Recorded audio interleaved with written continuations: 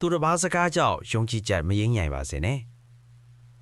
တခါတော့ကစီးကားလာတဲ့ရွာကြီးတွေမှာပုံနာတအုပ်နေထိုင်ပါတယ်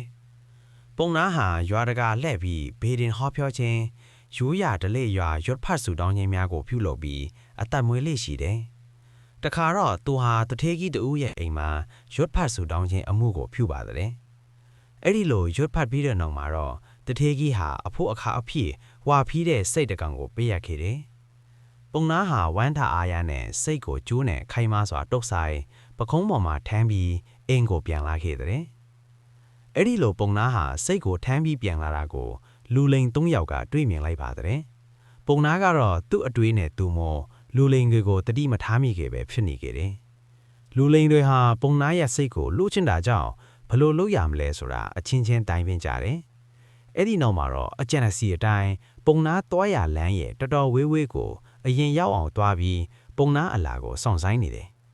ပြီးတဲ့အခါတယောက်နဲ့တယောက်တော်တော်ဝေးဝေးအထိခွဲပြီးနေရာယူကာသူတို့ရဲ့အကြံအစီကိုအကောင့်အထက်ပေါ်ဖို့စောင့်ဆိုင်နေကြတဲ့အဲ့ဒီလိုနဲ့ပုံနာဟာလူအသွားအလာပြက်လက်တဲ့လန်ကူလာတနေရာကိုရောက်လာခဲ့တယ်အဲ့ဒီအခါမှာတော့လူလိန်တယောက်ကရိုးဧတဲ့ရွာသားအတွင်းနဲ့ပုံနာရဲ့မျက်နှာချင်းဆိုင်ကနေလမ်းရှောင်လာခဲ့တယ်ဒါနဲ့လန်ကူလတ်မှာပုံနာနဲ့တွေ့ဆုံကြပါတယ်အဲ့ဒီနောက်မှာတော့လူလိန်ဟာအံ့ဩတဲ့အမူအရာနဲ့အိုးပုံနာကြီးခွေးကိုဘာလို့များအလေးခံပြီးကြောပေါ်မှာထမ်းလာရတာတော့ဗျာလို့နှုတ်ဆက်တယ်အဲ့ဒီခါပုံနာက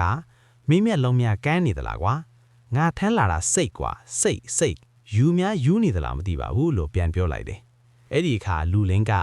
ကျွန်တော်မြင်တာကိုကျွန်တော်ပြောတာပါဗျာဆရာသမားကမယုံလဲမတက်နိုင်ဘူးပေါ့